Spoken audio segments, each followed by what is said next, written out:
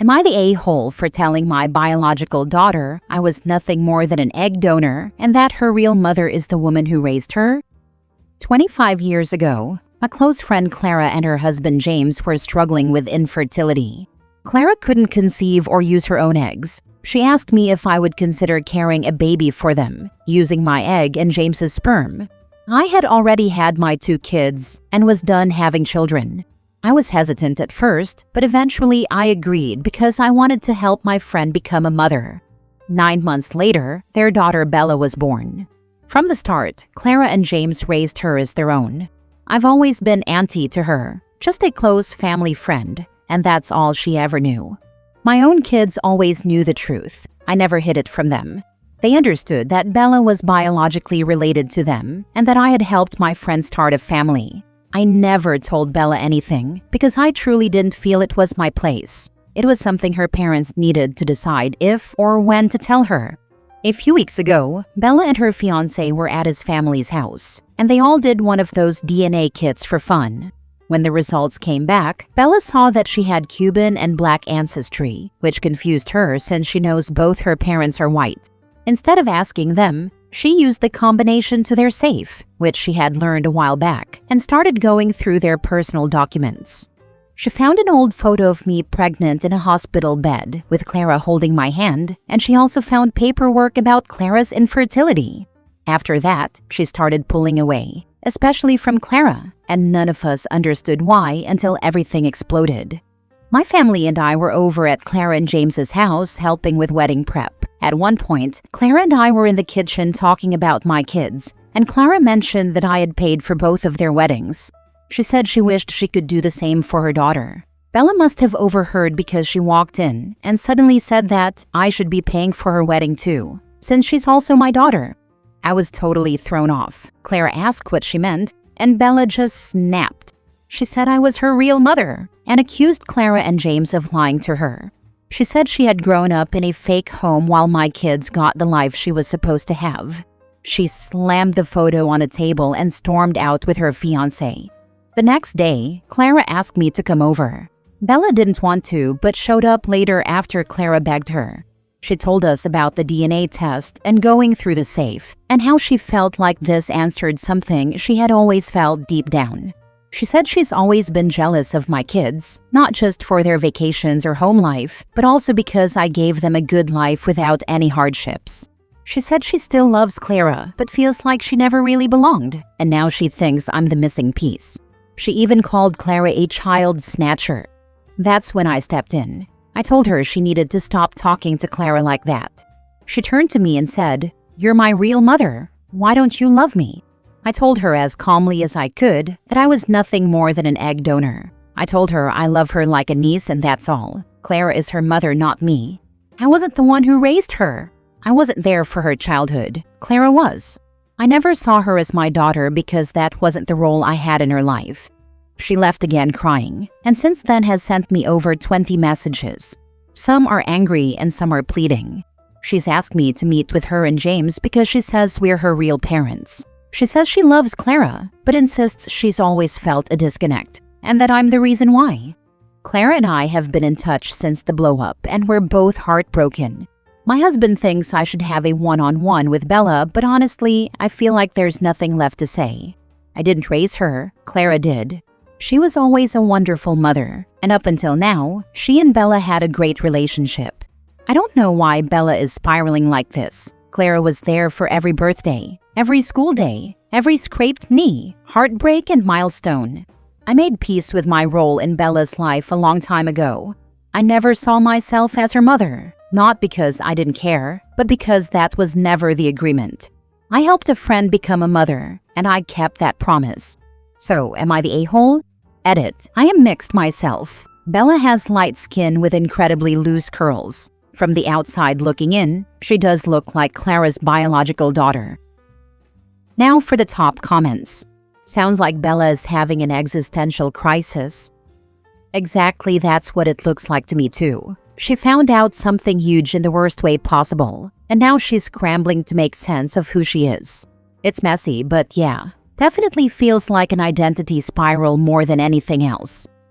She found out something huge in the worst way possible. Clara and James really did Bella a disservice by hiding this from her for 25 years. It's generally considered best practice to be open about things like donation and adoption from the very beginning. Many would be surprised to see how many things a young child can wrap their head around when you're communicating with them. 1. Not the a-hole. You told her the truth. 2. Clara and James should have been open about how she came into the family much sooner and with the help of a therapist.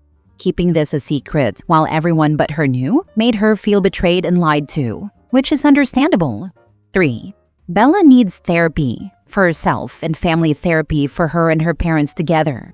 If she really felt disconnected, there must be a reason for it.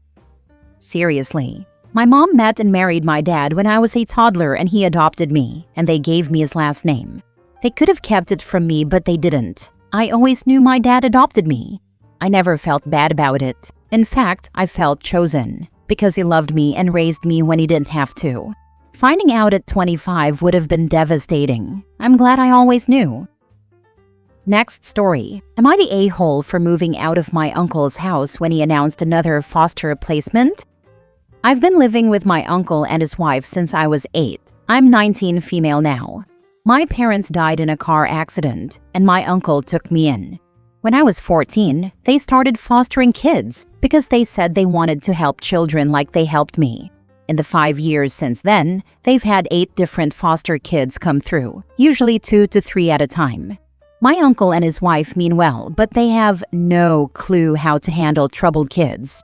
The foster children have serious behavioral issues. They steal food and hoard it in their rooms until it rots. They smear things on the walls, destroy furniture when they're upset, and have violent outbursts. One kid punched holes in every door upstairs. Another one threw a chair through the living room window during a tantrum. The worst part is that my uncle and his wife always make me the unofficial caretaker. When they brought in 2 little ones last year, they moved them into my room instead of setting up the spare room properly, and I had to help with night terrors, bedwetting, and basically parenting duties. They're constantly asking me to watch the kids when they go out or deal with crisis situations because you're so good with them. Last month, when my uncle announced they were approved for 2 more placements, siblings with significant trauma backgrounds, I'd had enough. I called my best friend, whose family has always treated me like their own daughter, and begged them to let me move in. They were shocked when I explained everything and immediately said yes. I packed my important documents and belongings and left that same day. My uncle and his wife are furious because they're losing their free help and because I didn't discuss it with them first. My friend's parents had to deal with angry calls, and now my uncle is threatening to report them for interfering with a family situation. Am I the a-hole? You are an adult. Your uncle and aunt can't do anything about where you live. If they keep up the harassment of the family that took you in, encourage the family to press charges of harassment and get protection orders for all of you. Your aunt and uncle may have had good intentions, but it is not enough. They are out of line and not doing anyone any favors, especially you. You are not the a-hole. Protect yourself and start planning your future independence. Thank you. That's really reassuring to hear. My friend's parents are definitely considering legal action if the harassment continues. Report them for what?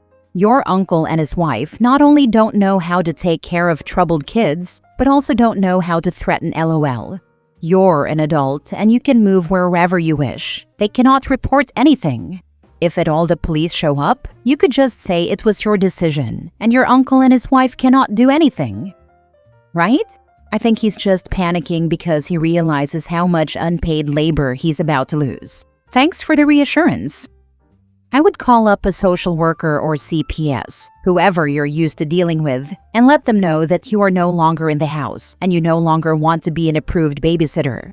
I should clarify, in my state, you have to be approved no matter your age to babysit for foster children through CPS, even if you're another child living in the house. Next story. Am I the a-hole for staying full-time at my mom's to avoid my stepsister and my dad's expectations for our relationship? My parents got divorced when I, 16 female, was really little, and my dad remarried when I was 4. My stepsister is the same age as me. I spent every other week at Dad's house, so I had an equal relationship with both of my parents. My stepsister saw her dad once or twice a year, and that stopped happening after a few years of my dad and stepmom being married. Because we were so close in age and somewhat similar, my dad and stepmom decided we would be the best of friends and do everything together.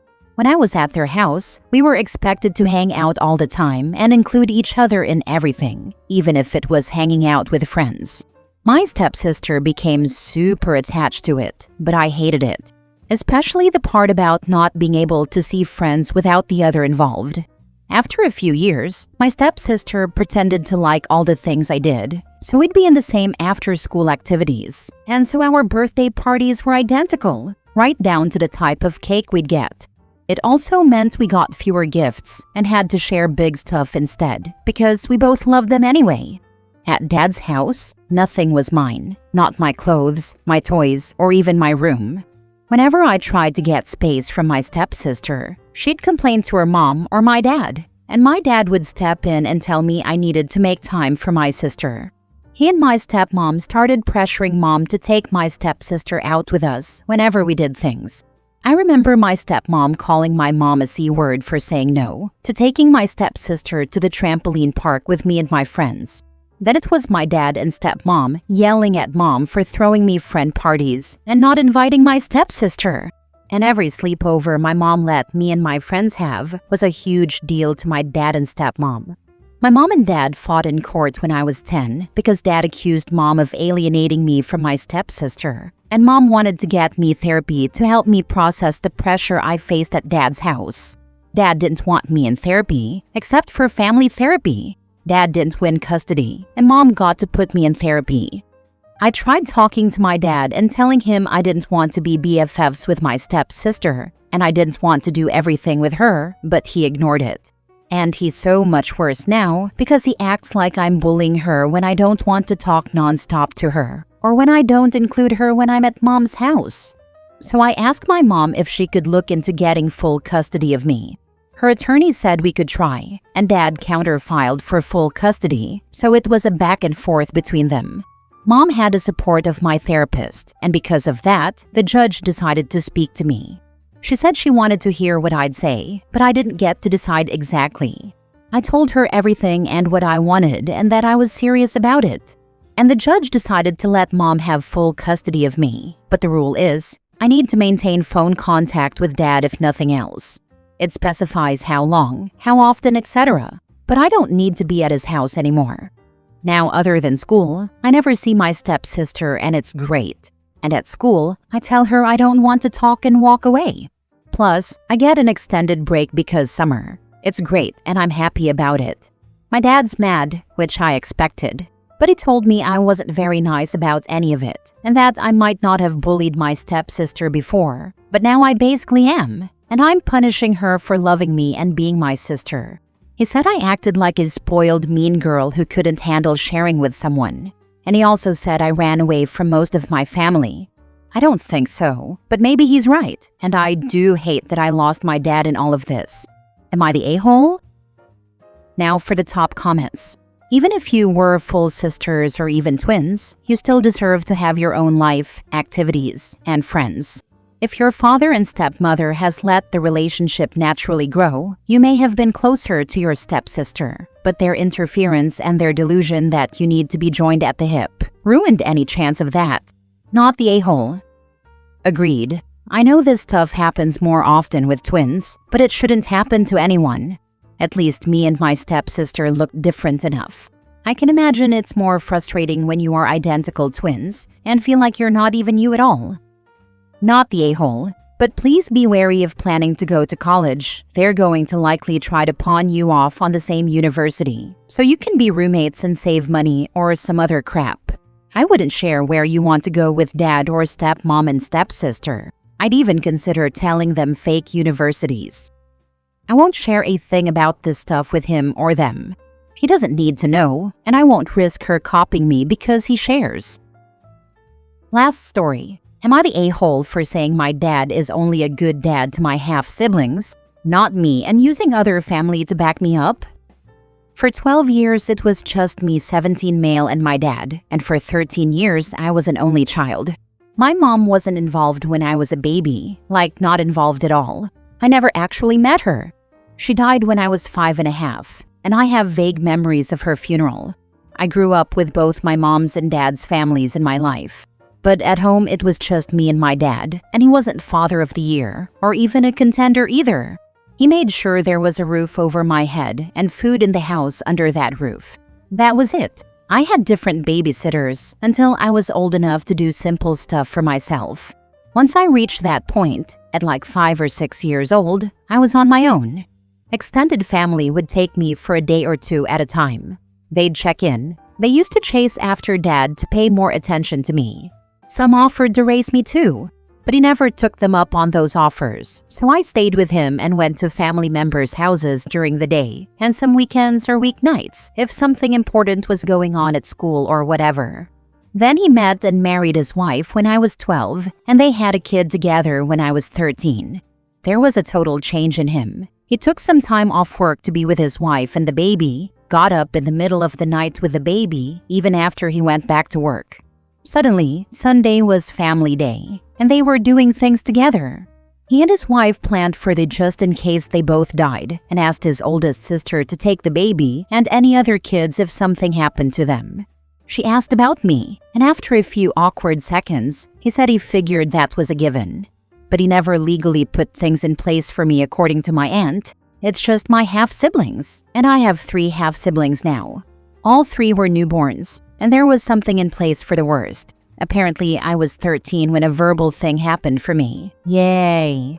With my first half-sibling being 4 now, I can really see the difference in Dad as a parent, because he actually is one. He's involved in teaching them, in putting them to bed, in making food for them, and in knowing what they will and won't eat. There are all kinds of ways he's involved. And yeah, he has a partner with him now for this stuff, but he had support with me and he didn't do anything.